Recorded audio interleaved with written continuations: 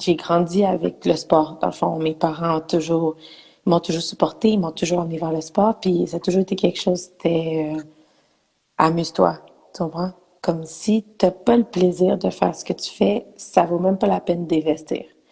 Mais Ouais. la mentalité pour moi, c'était toujours de performer parce que c'est ça, je me sentais bien. Quand je performais, je savais que j'étais OK, I'm in it, like, you know? Fait que j'étais contente. Puis c'est sûr que la mentalité a changé des générations en génération, mais à mon point, à chaque fois que quelqu'un me disait «Ah, tu peux aller au SNHP», j'étais comme «OK, je vais essayer d'aller là». Quand il me OK. disait «OK, tu peux aller aux équipes nationales», là, c'est là que j'ai fait «Oh shit, tu peux jouer pour mon pays, OK, je peux performer, je peux aller à un Fait que tu y certain allais niveau». graduellement, tu ne forçais pas les choses ou quoi que Non, ce parce que soit. moi, jamais que mes parents m'ont toujours supporté, ils m'ont toujours amené à mes pratiques, m'ont toujours dit, OK, mais jamais eux, c'était comme, tu vas aller là, tu vas aller là, tu vas faire ça. Fait que pour moi, si c'était de moi-même, tu comprends? C'était de moi-même que j'ai voulu avancer, travailler fort, tout ça. Fait que, Est-ce que toi, plus jeune, tu pouvais jouer avec des garçons? bah oui. Ben, j'ai joué avec des gars. Pour OK, tu as joué avec vrai, des gars. Fait que toi, on t'a mis dans cette expérience-là, peut-être de t'entraîner avec des garçons. oui, parce que à mon sport études, à un moment donné, ça a déjà arrivé, j'ai joué avec des gars plus vieux que moi, à mon âge. Mais encore là, c'est c'est le même sport, mais le niveau il est différent. C'est pas le niveau qui est différent, c'est que l'athlète est différent. Tu peux pas OK. comparer un athlète masculin et un athlète féminin. Le jeu est différent. Puis des personnes qui connaissent ça vraiment, le soccer, vont le voir. Ils vont voir qu'un jeu de féminin et un jeu masculin est différent.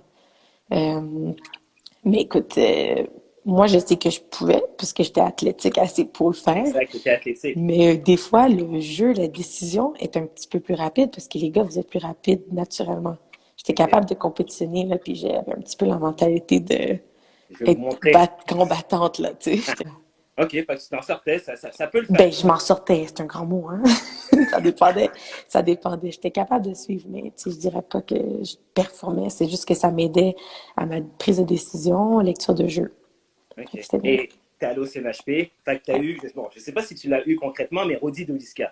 Écoute, premièrement, chaque coach a un style de coach différent.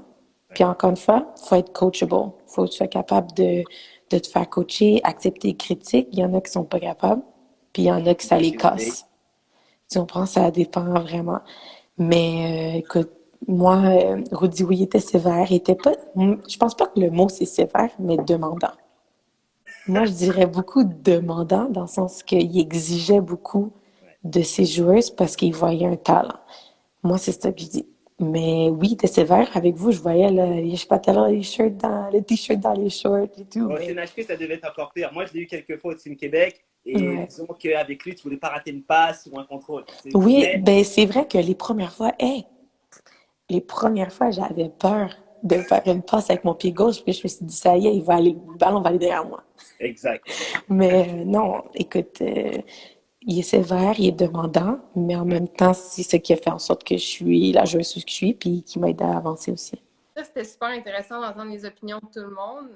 Moi, je tiens à dire que je suis plus sur le côté joueuse que sur le côté coaching. Je sais pas exactement vers quoi on s'enligne. Je crois on est en train d'essayer de trouver un parcours qui peut être donner la possibilité à plus de joueuses, de personnes, mais on ne voit pas encore nécessairement les résultats. J'ai une saison avec Seattle Sounders, puis j'ai eu la que j'attendais. J'ai été aller en Allemagne pour jouer un match amical contre la plus grosse équipe. Bon, ouais.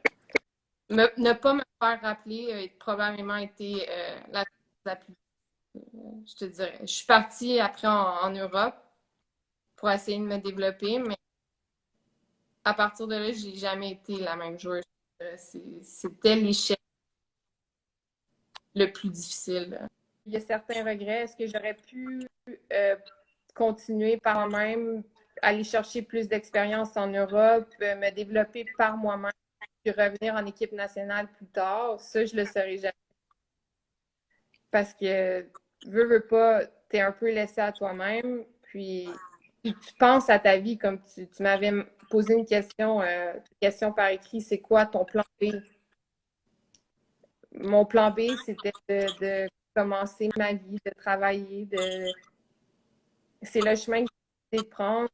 Puis est-ce que est-ce qu'il y a une partie de moi qui a envie de peut-être réessayer le semi-pro puis d'avoir une dernière bonne année?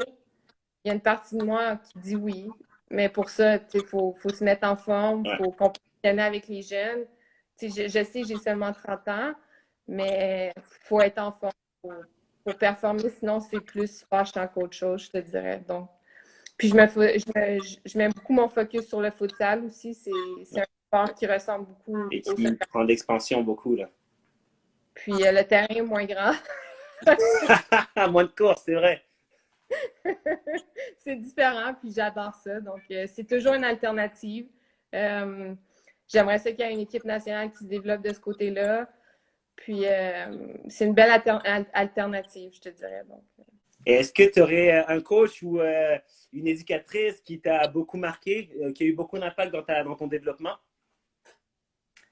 ben, pour moi, ça a été les Wash. Les Wash viennent de Saint-Bruno. Donc, Cindy Wash, Amy Wash, des gros coups de cœur, autant en tant que coéquipière que coach. Je ne sais pas si Cindy a le sait, mais c'est quelqu'un qui est toujours apprécié, qui a toujours été un peu un modèle. La même chose pour sa sœur. Puis en plus, c'est des joueuses de Saint-Bruno. Donc, Je pense qu'il y a deux réalités. En fait, dans mon temps, moi, j'aurais adoré jouer avec les garçons. Comme j'ai toujours joué surclassé, je pense que ça aussi, c'était bon. Mais en ce moment, je pense que la réalité, c'est mieux de surclasser une fille. Pas nécessairement. Je pense qu'au niveau physique, c'est pas les mêmes attributs, c'est pas les mêmes choses, mais je pense que si tu joues une catégorie plus haute, je pense que ça peut plus valoriser la fille, puisque à un certain âge, exemple à 9 ans, t'es pas nécessairement conscient que tu veux jouer au niveau, tu veux marquer des Ouais. buts, mais je pense que tu veux plus te développer en tant que joueuse. Donc, je pense que c'est mieux de rester du côté féminin que d'aller avec les garçons. Et d'ailleurs, bon, anecdote, est-ce que, bon, tu as connu Rodi Doliska, hein, et Mm-hmm. un très très bon coach, hein, que je ne critique pas du tout, mais qui avait, chez les gars, on sortait une certaine sévérité chez lui, ce qui nous faisait peut-être respecter les consignes encore mieux, on verra. Moi, ma question, c'est, est-ce qu'il coachait les filles comme il coachait les gars? Amandine dit que oui. Est-ce possible, Do?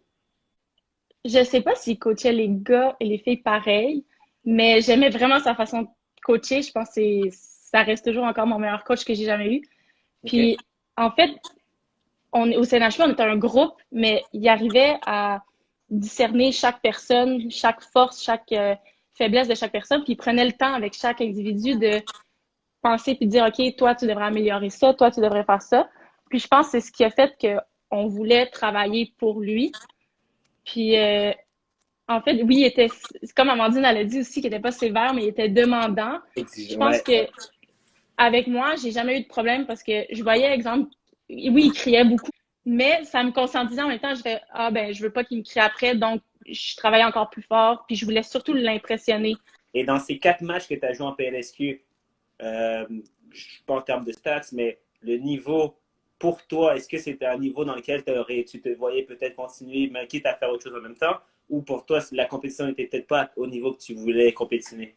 Ah non, c'était vraiment le niveau que je recherchais. OK? Ouais, en fait, la ligue, elle a beaucoup à s'améliorer, mais je pense que c'est un très bon tremplin. Puis vu que c'est plus jeune, je pense que c'est plus accessible pour plus de monde. Dans l'esprit que je suis rendue, je pense que c'est exactement ce que je veux. Est-ce que tu as eu une peur, parce que tu m'as dit que tu ne savais pas parler anglais, est-ce que tu as eu une peur quand tu as allé aux États-Unis? Est-ce que finalement tu pourrais dire aux gens que finalement c'est une peur à ne pas avoir parce qu'il y a tellement d'internationales qui vont là-bas et qui s'en sortent? Avec les combines, avec les showcases, les gens, je pense qu'ils ont moins peur de dire, oh mon Dieu, c'est l'inconnu. Mais c'était plus tout l'encadrement, comment ça fonctionne, c'était vraiment pas comme ici. Donc, la langue, elle peut être une barrière, mais je pense que c'est une très petite de 1 mois ou 2, puis après ça, c'est facilement tu t'adaptes.